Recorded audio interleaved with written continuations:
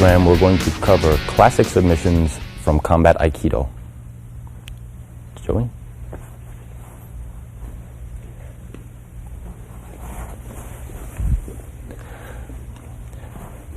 As we've said, that the Ikkyo, or first control technique, is the jab of Aikido. It's the first thing you should approach your opponent with. Basically, coming from one side, one hand over the other, as if holding a sword. Your intent is to clear with the top hand and to strike with the bottom hand, like so. When you take your Ikkyo, to keep this point of contact just above the elbow is most important, because without this hand, I can control his balance just by pushing his arm into his head or into his ear.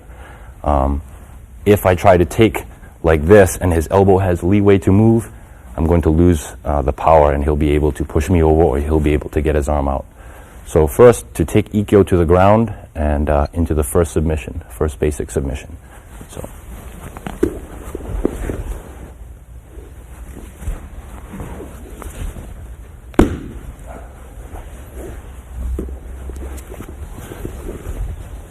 Another angle.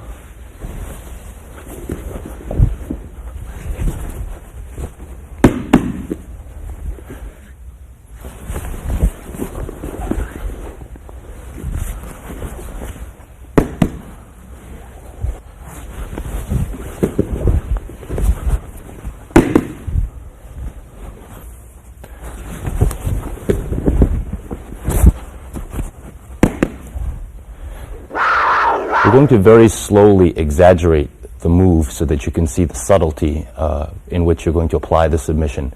It's very important to do the job with both arms a specific way, or you won't achieve submission. So then,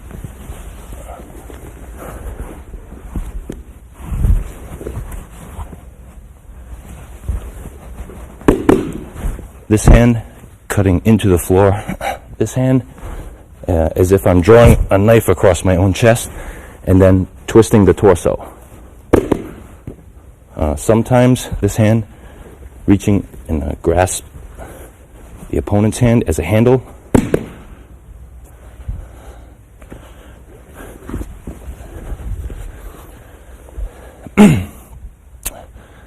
Next is first control into submission with neck crank.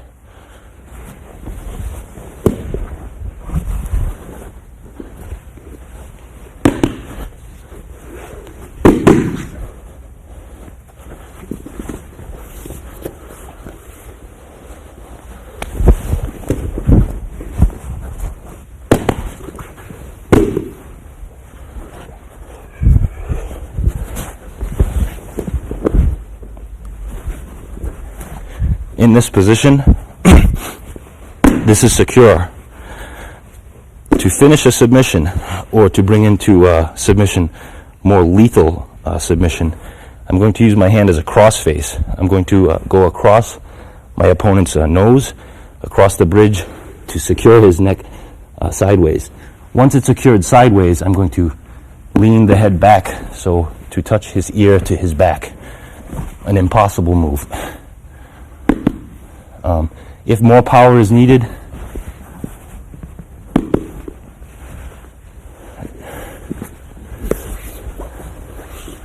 now we're going to add more power to our neck crank by using a conventional wrestling sit-out. So from the first control to the neck crank, we're going to go into traditional wrestling sit-out. So then,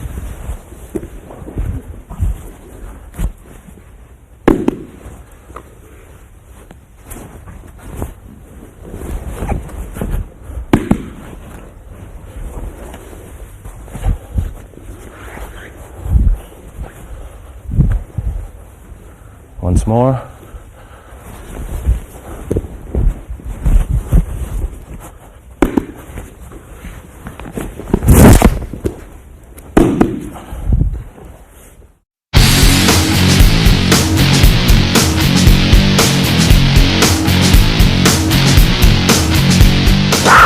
In all submission, head control is most important, vitally important. It's the easiest way to control someone regardless of their power. Because regardless of how strong they make their body, their neck can only get so strong. And it's easy to manipulate the head and neck with just the hands or the force of the legs. We're going to use a neck crank with our legs, and we're going to do it from a traditional entering throw. So then,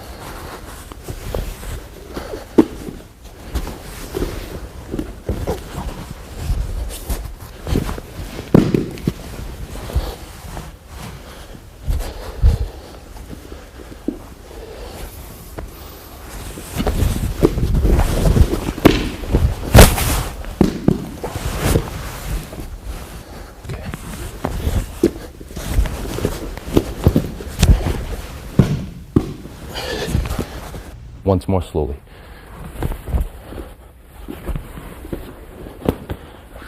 In this position, I'm going to cross-face him with my shin.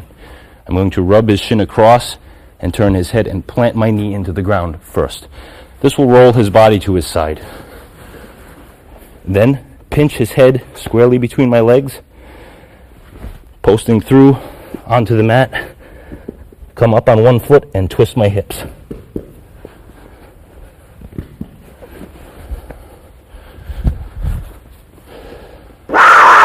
In logical succession, we're going to add, from each move, we're planning as if the first move doesn't work, and then into the second move, and then into the third move. So we're going to go from the neck crank with the head into the first successive arm lock.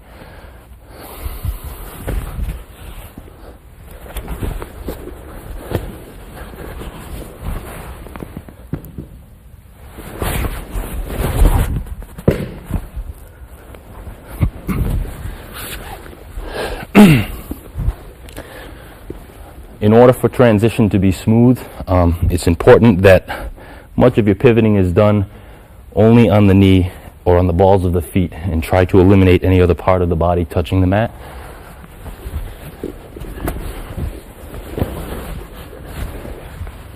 In this position, I want to make my transition in one shot so that this leg coming around should not touch the mat, or I should not lean my weight on the mat. I should go from this position into the arm bar in one felled swoop. So from here to there, like this.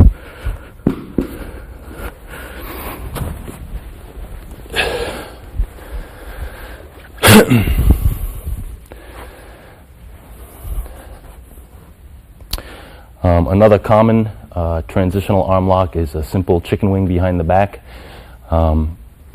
Sometimes more useful because I don't deprive myself of the kneeling position, which is more stable and easier to recover from.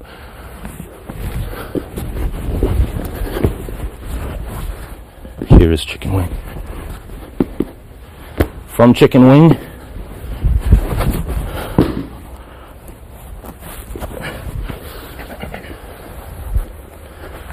once more.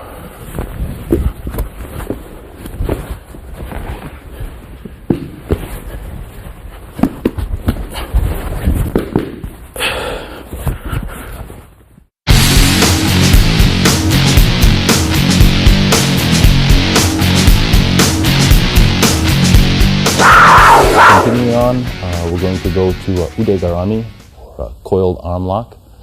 We're going to do it also from a traditional entering throw, and then later we'll discuss various applications of entering throw to do ikkyo from various situations, so that you're not always performing the same technique to down your opponent. But for now, we'll use standard ikkyo entering throw.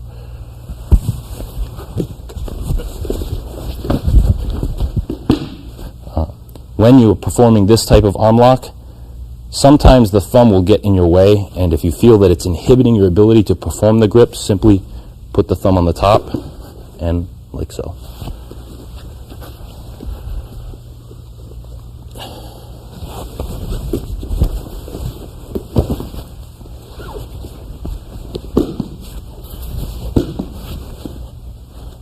Okay. For your mat work, it's important to master a technique called shiko, or knee walking. Knee walking involves moving across the mat with your heels directly under your buttocks, so that your movement is very efficient. And to stabilize an opponent, you're always walking your knees into the opponent. So you can kind of lock him between the mat and yourself. Very little leeway so that there's no room for escape.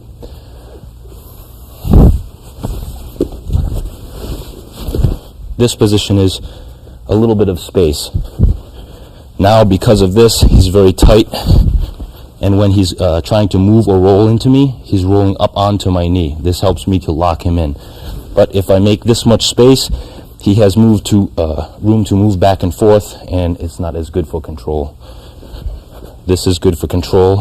Also, when I'm holding him in this type of a position, my knees are pinched out, so now he's stretched into control. And for this type of submission, I'm walking my knees under him. So if he were to try to roll into me, the first thing he would run into are my knees, and that would prevent him from rolling. But if he has space, easy for him to roll.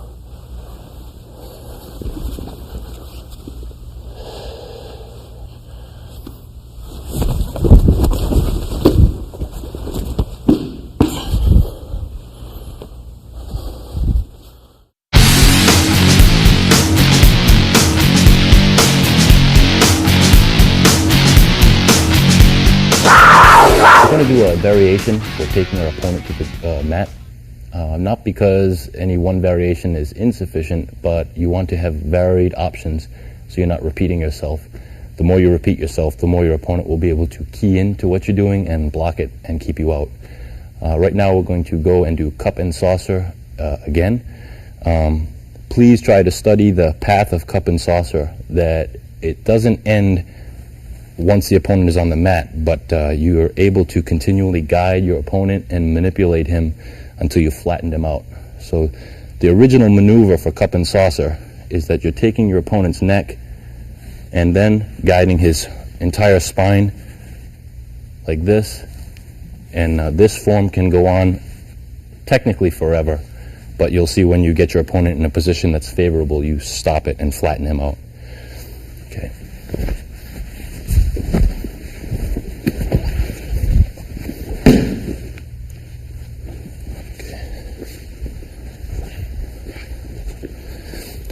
When you're performing this to learn it at a slow speed, it's harder or more difficult because you need contact, you need conductivity, you need his resistance to keep the pressure between the two of you.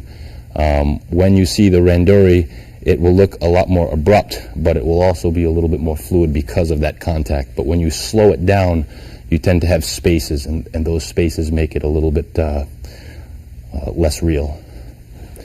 Basically, I'm going to from this position, hook into his neck. Once I hook into his neck, I'm going to take his head in a path like this. By the time my hand comes back around into this position, I've almost got him in a crossface with the back of my hand, and to lead him.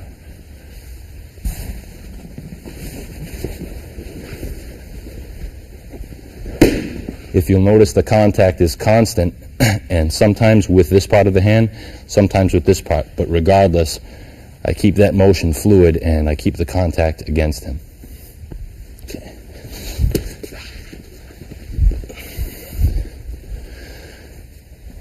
We're going to follow it up with neck crank submission. We're going to use a traditional wrestling sit-out because it's very powerful. We're not going to deprive ourselves of any position because he should already be in a submitted position.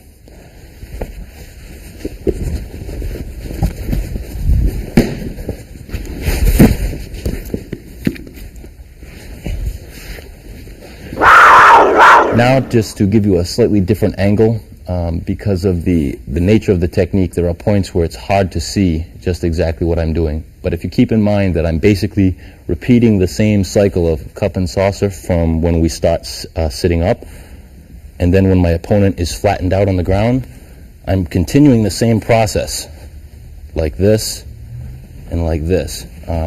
Technically, you could go on forever with this same maneuver, spinning your opponent like a top. But in reality, it's not going to happen but more than once.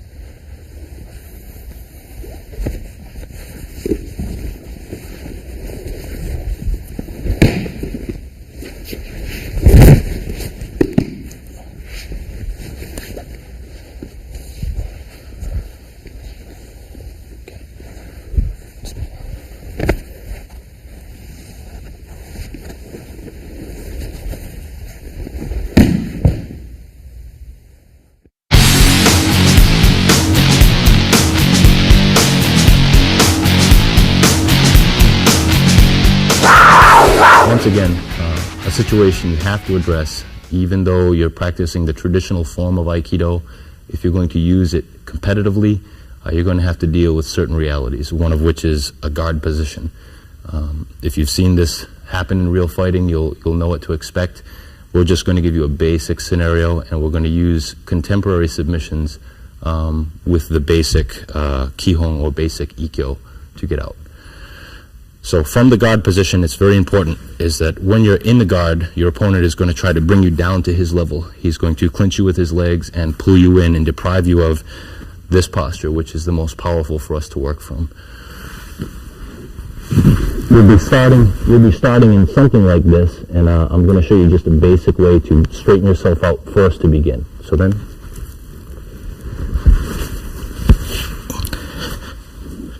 just to achieve this position, now I'm very stable. Now I'm going to go into guard pass, both hands simultaneously through the legs and break the feet. Passing the leg over, just like as in Ikkyo, the leg now becomes the arm for Ikkyo. Again, walking in and controlling his body. Now that my knees are into him and under him, it's very hard for him to roll in and around.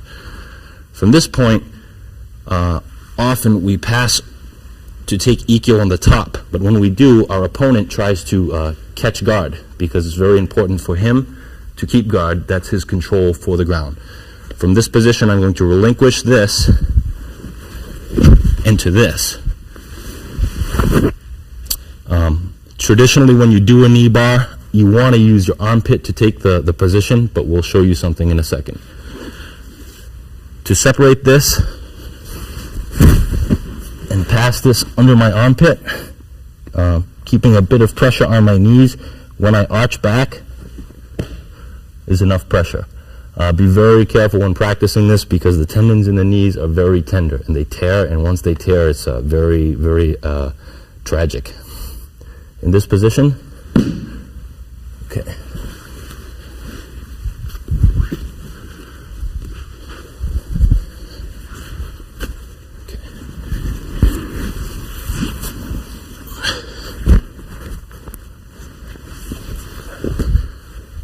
He's catching a guard position.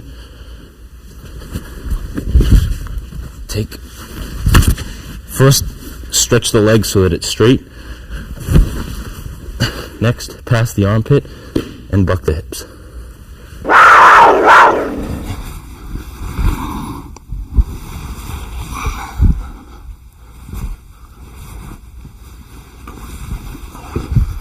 Catch guard. Catch guard.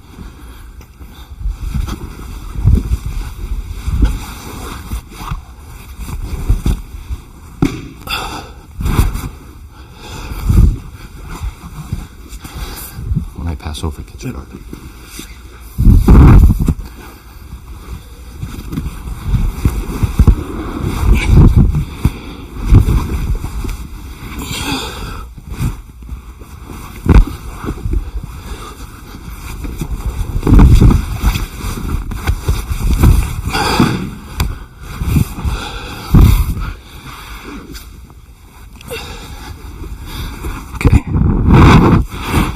First, stable posture. Second, both hands pass through, one through the groin region and the other through the ankles. Then make space to break the guard. Passing the guard across, just like as in Ikkyo. Taking this cross hand for an Ikkyo, as I pass, opponent will try to catch guard. From here, usually the opponent will pull his heels in to be defensive. Simply break them apart, stretch it out. When you have it stretched, don't try to put the submission on from here with the hands. It's too much power for the arms. You want to use your body's power. So, I'm going to pass it into my armpit, like this, then like this. Now, simply by using my hips, buck my hips forward. Very easy to make power.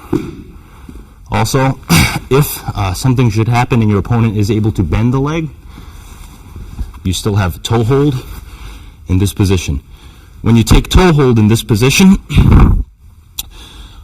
most of the power is derived from the wrists, like this.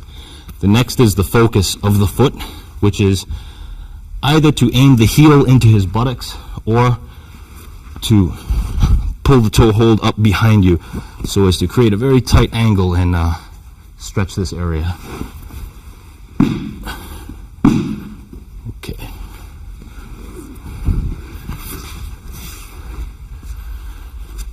One more.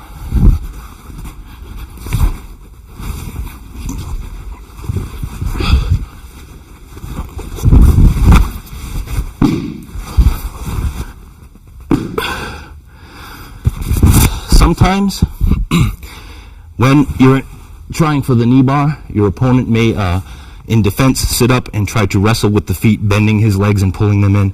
In this case, he's going to try to pull this out. So when he does, I'm going to catch his other leg as though I'm doing an Achilles hold. All that's necessary here is that I keep this leg and I'm trapping both. If you can do this the right way, all you need to do is pass this up past his knee. Now I have figure 4 knee bar on this leg. So in his attempt to defend against this knee bar, he's given up this one as a knee bar. This looked like a pro wrestling move, but this is how it's actually applied. I'm simply going to kick this leg straight with this leg against this leg. Figure 4 leg lock. Very powerful.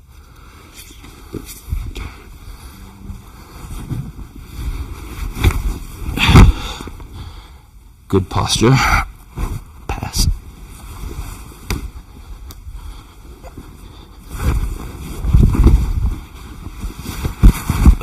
In this position, I'm passing for knee bar, but my opponent now sit up to fight it and try to take it out. When he does, to save this leg, I'm going to take this leg as an Achilles hold. I'm simply going to force this foot past his knee. Now, by kicking this leg straight and against this leg, I have a figure 4 knee bar.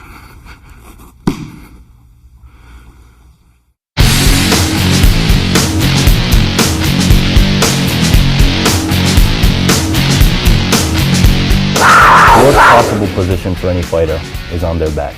No matter how skilled you are, to be on your back and to have to fight off the ground up into your opponent is the worst disadvantage. So rather than dwell in submission from our back, I'm going to show you something basic that will help you to escape and or apply a submission with not a lot of work. Most common submissions done from the back are usually arm bar or leg choke. But with experienced fighters, they're more apt to get out, they're more apt to strip it out because as they feel it coming on, they know what to do to block it. So we're going to teach a hammerlock pin today. It's not as common that you're going to be able to submit a person, but you'll be able to get yourself out from being on the bottom. Okay, so this being typically what you're dealing with, you're in a guard position and you're going to work for a submission to make him work to get out of it. And at that point, you're going to take the hammerlock pin, which is basically like an Aikido, but it's done with your legs. You're going to take your opponent forward and plant him flat. Okay, from here, I'm going to go for a typical arm bar, which is hooking his leg like this, turning your hand around, and throwing your leg over his head like this. I have this arm.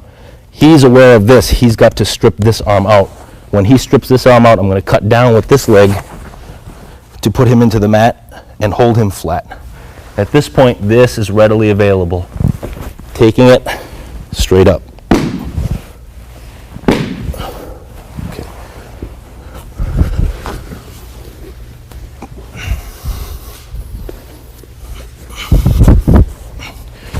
Okay. Once again, twisting this hand inside helps to turn the body. If I just shoot it inside like this, or if I try to grab the pants, I don't have a lot of leverage and I'll run out of room soon. So when I shoot it through, I'm going through the leg with the intention of coming out on the back of the thigh with my arm turned all the way around like this. Usually start like this, and as you go through the hole, corkscrew your hand backwards and around. Like this, and like this. He's stripping this, I'm pinning him with this. Reaching up. And when you take the toe hold, bring it straight up to the buttocks if you can, or aim it there. He may stop you here, but the focal point is here.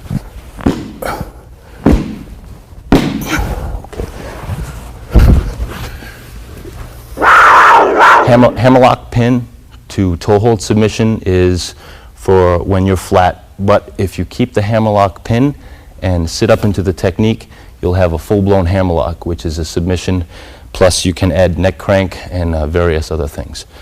So the same vantage starting is starting to take the arm bar. He's stripping it out. I'm pinning him flat. From here, if I decide not to take the toe hold, but I want to sit up and fully control, this will be a chicken wing or arm lock behind the back, sufficient to make him tap. But upon this position, I'm going to reach for crossface. You could take his head either side.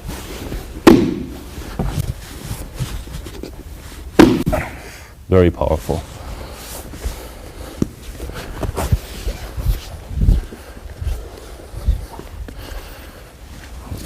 Let's do this once normal speed.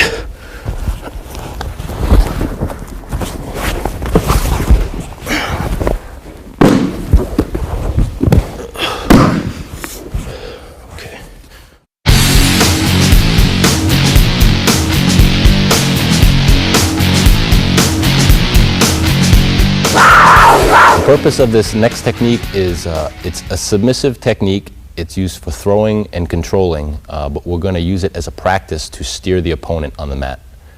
To steer the opponent, we're going to go basically from one form of the wrist lock to its opposite form, just twisting the wrist over and over. The traditional form we learn like this, from a grab and catch. You can do in front of the opponent just to take the wrist, stretch it one way, and on his resistance back, he's going to try to pull it away. You're going to go into that resistance and put the wrist lock on. The wrist lock is not done to put him down with pain. It should be done to a very far away dead angle and with the same intensity as cutting with a sword, which is it's like this, and to cut, you want to cut far away into the mat. His dead zone is over there somewhere. If I do this, it's painful, but if I do it out there, I'll take his balance from him, and that's the idea. You can take the wrist lock from in front, just like this, or you can do it with an enter and turn maneuver, like this. This is, from this move, I'm leading him this way, and he wants to resist to pull it back so that he can take his wrist back to himself. When he does, I'm going to turn into it. Now the purpose of this drill as a control is now I have him from the wrist control, and he's going to try to spin his body to get out. When he does, I'm going to simply keep the pressure on the wrist. He's got to spin in the direction that releases.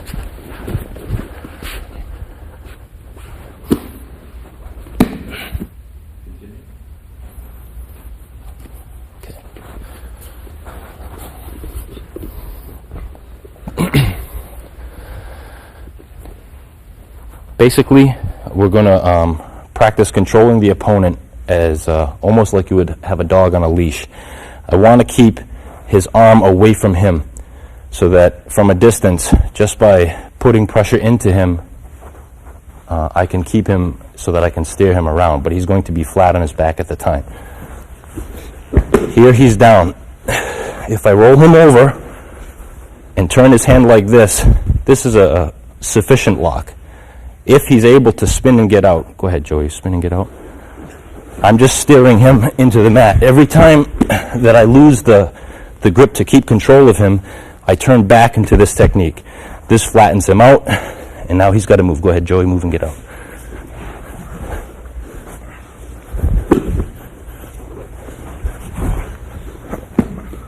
Sufficient. It shouldn't be done because of pain. It hurts if you're not used to it, but all it really is doing is it's steering his balance or his ability to regain himself. So I'm usually going from this wrist lock to this wrist lock, but I don't have to switch my hand grip. The rotation of his arm and his resistance to get out should handle it for me.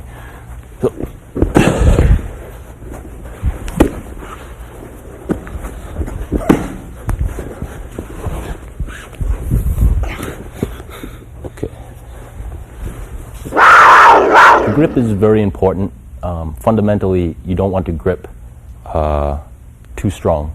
Too strong can actually make the ability of the opponent to pull away easier. So what you want is a grip that sticks to your opponent softly. So I'm going to turn my hand upside down and take his grip like this, and then when I turn it back for the wrist lock, I'm going to overlap my thumbs or near each other, but basically my thumbs on one side of the hand, my fingers overlapping on the other side, and always when I cut, I want to cut far away. So in this case, if I cut into him, he has power to push his arm out, but if I cut far away, like this,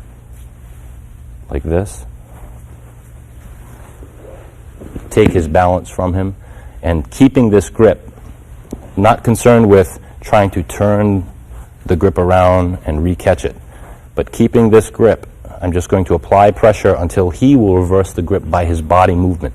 So once I attain this position, I won't lose it just by, he'll try to get out and switch the grip around like this.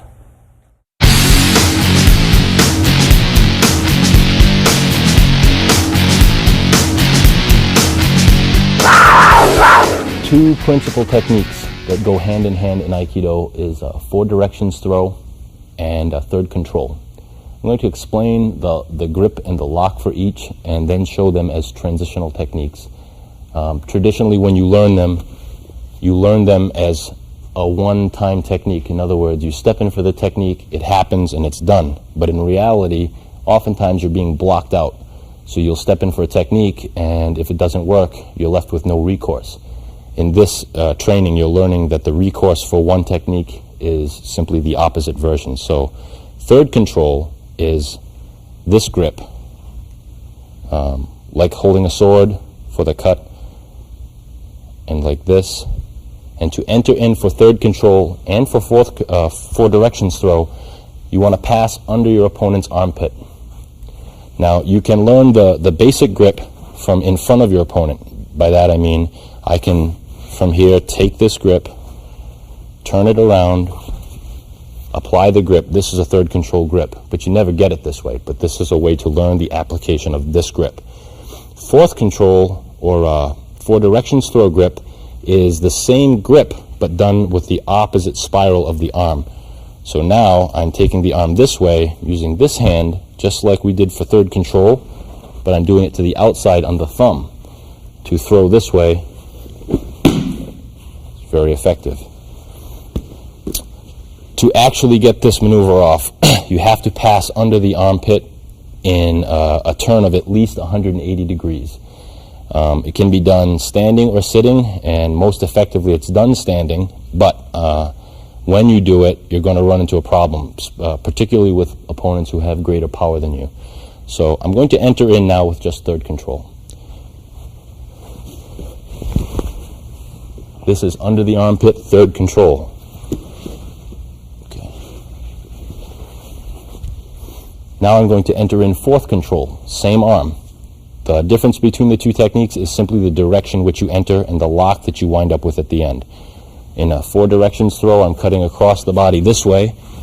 I'm picking his elbow up with my elbow so that I can pass under. From this position, I'm going to pass his arm across my shoulder. When I get to my head, I'm going to have to very subtly pass my head under and his arm over in one move. And come out the other side. Now he's propped up on my arm, and I have it in one hand in a grip. To take him from this position to the floor, I'm just going to, like a sword, cut straight down. Very effective.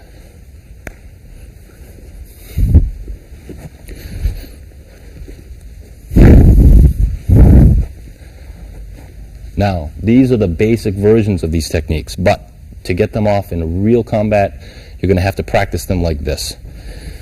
I'm taking his hand, and I want him to give me power either way. So if he feels me entering in for third control, he's got to block it out. At this point, I want to ride the resistance. Right now, I'm holding him at his resistance. He feels that if he loosens, I'm going to go that way for third control. I'm going to coil him this way, and on his resistance, recoil him and go the opposite way. So that way there, it's actually his power that puts me into fourth control. So I'm winding him this way, and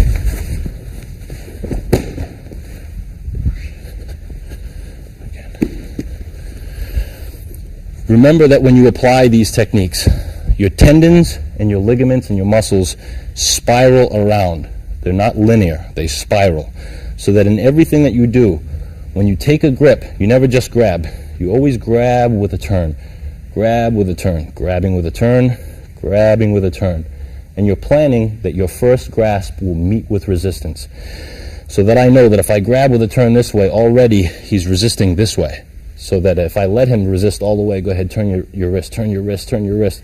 He's slipping through my hands. This is a catch style. I'm going to turn him, and he's going to resist. And when he does, watch what I do. I'll let his wrist slip for about 2 inches. So I'm turning, he's turning back. If you see his wrist is turning and slipping, as soon as I let it slip and I re-catch, I reverse the direction. Now, I'm turning, slip, re-catch. Very powerful, very subtle, because it's from a distance it looks like I'm just overpowering him. But watching again, I'm turning, he's resisting. Slip one turn, return. Very powerful. Okay, for the drill, first we're going to do enter third control, re-enter four directions throw. So I'm coming in for third control, and I'm going to pass under the armpit, and he's going to block me out. Very powerful, reverse direction. Okay. Likewise, I'm going to enter in for four directions throw, blocked out.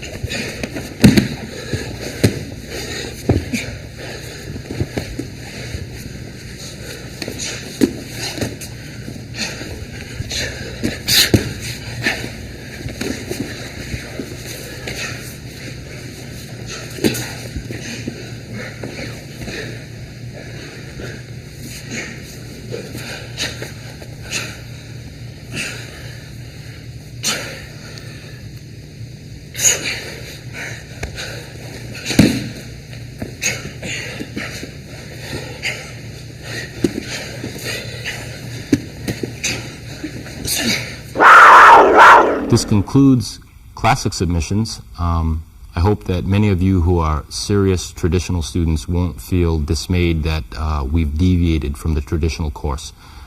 Indeed, all of these techniques are necessary, especially the more subtle things such as the catch and recatch, and these are things that you'll need to practice daily in order to be fluent in a dynamic situation.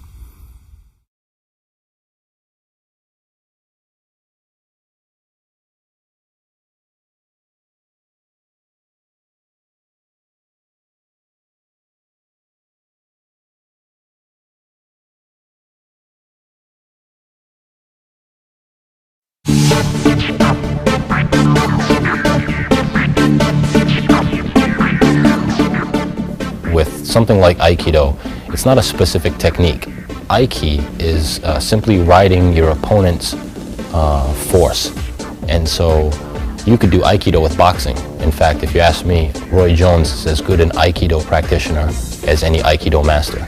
Most techniques are absorbed from a weapon. Judo is Aikido. Most techniques are based or taken from the sword or the spear. Tennis is Aikido. Aikido means that I'm harmonizing with you. Basically, I'm trying to solicit a response from you, and when I get that response, I'm going to steer that response into a favorable position. And that's Aiki. It's not the particular technique, it's what you're doing with the opponent's energy. How did you first get interested in the martial arts? I first got interested in martial arts when I was a very small boy. I actually remember hearing on TV about the death of Bruce Lee, and I must have been 3 or 4, and somehow that struck me, that stuck with me. And then anytime I ever saw anything related to martial arts, it was just one of those things born in you. When I was a kid, and when I was in my early 20s, I think like a lot of people, I was astounded by the speed of Bruce Lee. If you catch the right footage, you can see a human being that could literally move faster than the eye could see. So that was a phenomenon, and I think a lot of us were chasing that phenomenon. And as time went on, I started to see other things, and I started to see things differently. And you know, all the time you're trying to simplify what you do and quantify it, and that's really what gravitated me towards the Aikido as a martial art, because the cue and the structure of the cue is very simple and easier to assimilate into your structure. If you can't immerse yourself to a degree in it, it's not worth it even to participate. I mean, if you're looking at it to look and say, wow, that's really cool and I like watching these tapes, that's one thing. But if you're not prepared to immerse yourself into it and really think of it almost as a religion, and the reason for that is because in this practice your life depends on it, and if you don't take it that serious, somebody will get hurt, and it's not worth it for that, for fun. Have you tried using specific moves of Aikido in combat? Yes, I have in fact. A number of the things that you see on these tapes, like escaping a choke with a third control technique, I've done it. Entering throw, I've done it. And a lot of these techniques I've done in fights that I lost. I've done entering throws in fights that I lost, but I got the entering throw off. I've had over 50 fights in Japan alone. I mean, I've been fighting all my life, and if you actually had to count how many professional fights I've had, that's including going into people's dojos and picking fights, it's a lot more than 50. If I counted on my hands the number of fighters that I have worked with who have gone on to become champion of this and champion of that, these are guys who have never been able to tap me in a dojo, and I've tapped them hundreds of times, thousands of times. And a lot of fighters try to compete with that by saying, let's say they embellish their records or their careers or what they've done. And I hear it from guys that I've trained and taught, and I get no acknowledgement of being the guy who trained them or taught them or even helped them. And a lot of guys are turning around and trying to pretend like you know, they're my teacher. I'm old. There are guys who have held a lot more titles than me. I've been doing this a lot more years than they have. So what I say with a great deal of experience. I was actually the first ultimate fighter to ever fight Royce Gracie, because I fought him in his dojo before the UFC ever existed. I'd been in Los Angeles for a while, and I needed money, and I had just heard about them. A friend of mine had told me about them, and I called him up and I asked him, is it true? And he said, yeah. And a story I like to tell is aside from the fact that none of us in professional fighting would have jobs if it wasn't for Jorge and Gracie, but I called him up and I bet. He said, you can bet if you want. And so I said, I'll bet. I said, I bet you $600. And he said, okay. And it was slated to be about 2 weeks later. And then about the day before the fight, he called me up and he said, let's forget the bet. So in my head, I'm thinking, oh, the guy must be afraid. But I get to the fight and we fight in the dojo and I lose. And then after the fight, he said, well, look at it this way. He says, you won $600. And I asked him, I said, how come you canceled that bet? And he said, $500 is a bet. He said, $1,000 is a bet, but $600 is rent.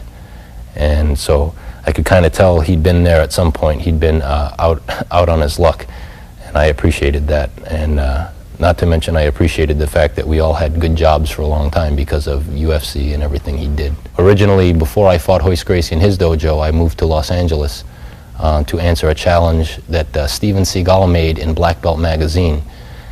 He said that anybody who wanted to fight him could go to his dojo and challenge him and be prepared to fight to the death.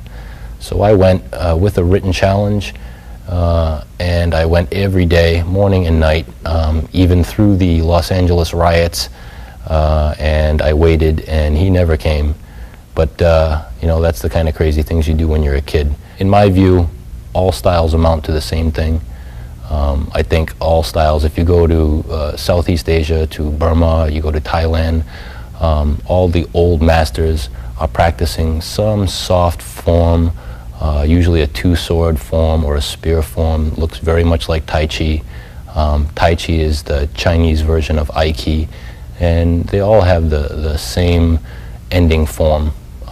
Varies, but it's basically the same in the end. Aikido in any sport is based on your mastery of it, and that's all it is.